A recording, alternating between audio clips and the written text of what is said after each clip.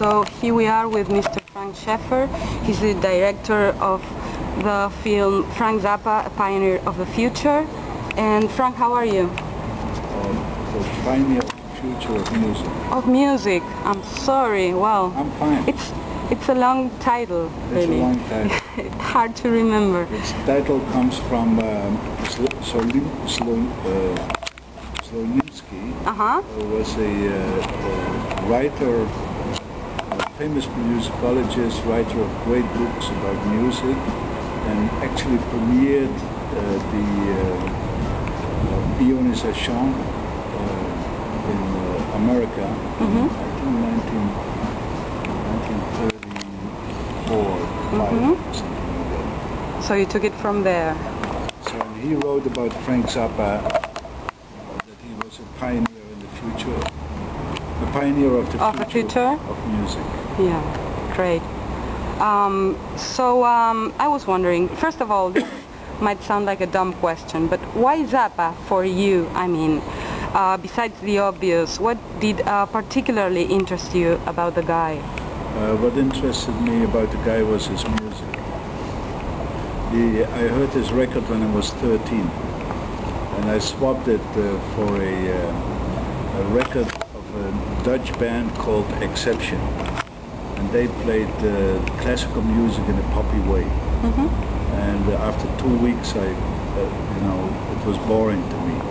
So I swapped the record with a friend, and he gave me "We Only In It For The Money," and that was like an explosion.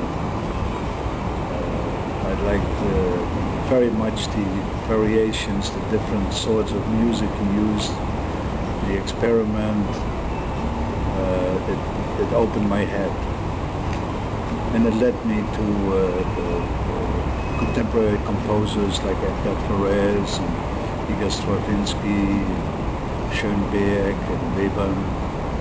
Yeah, because the other day after the film, somebody was asking you about how come this is a rock and roll musician and you show all these other things about him, but I don't think he was a rock and roll musician, just that. I mean, I think he was... To me, he was more a composer. Yeah.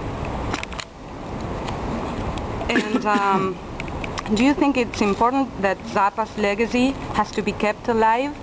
Like, do you think we all have to work for this in a way so his legacy is alive for younger generations to know about him?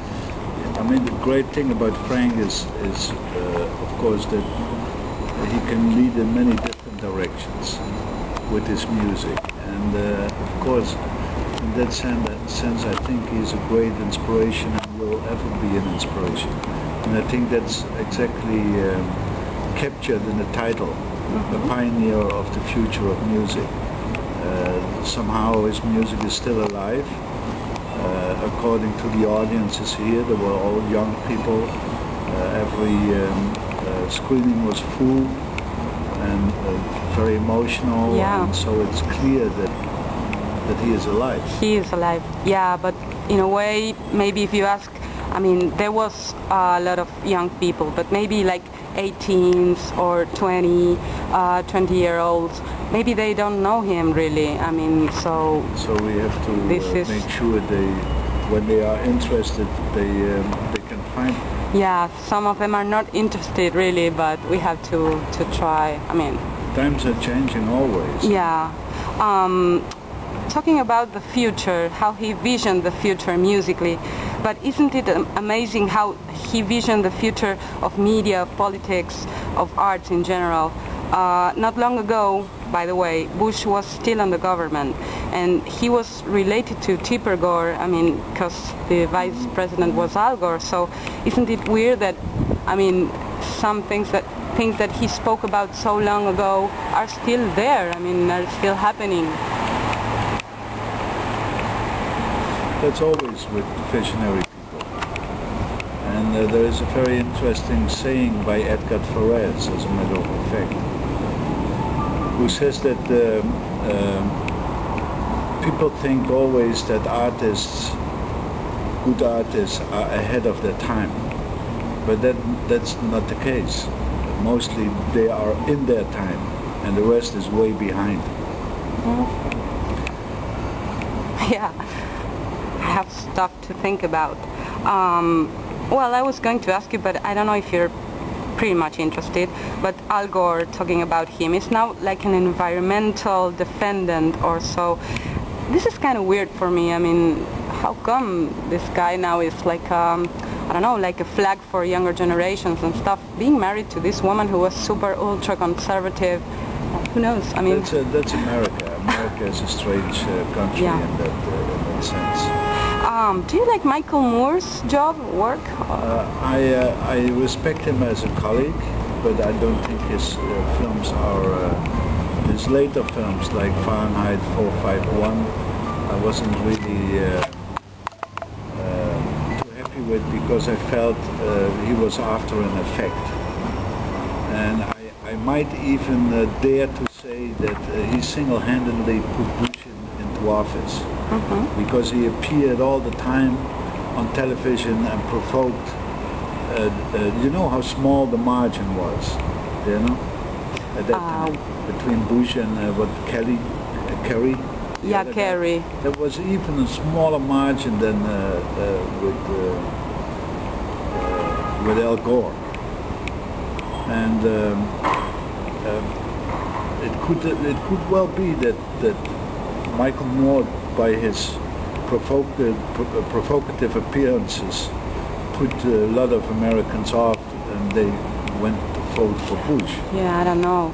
I don't know. I mean, We want to think not, but... We want to think not, but you know this saying, how to improve the world. You make only matters worse.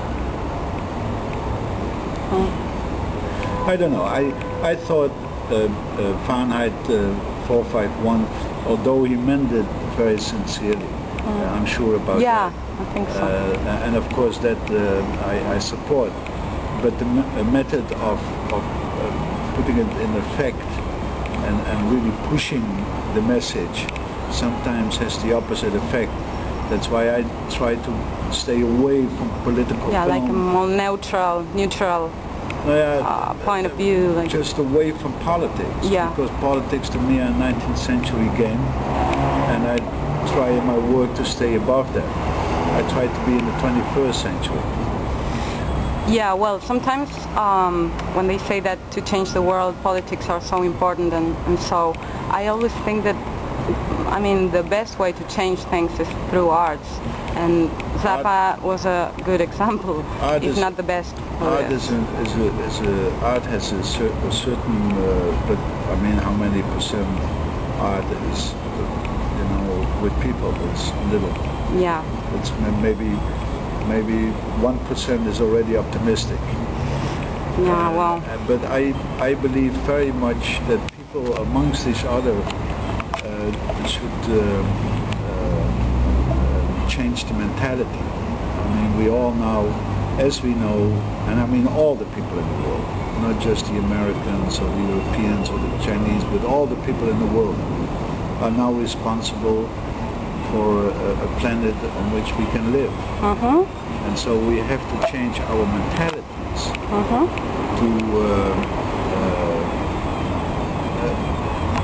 to be able to save it. To do this.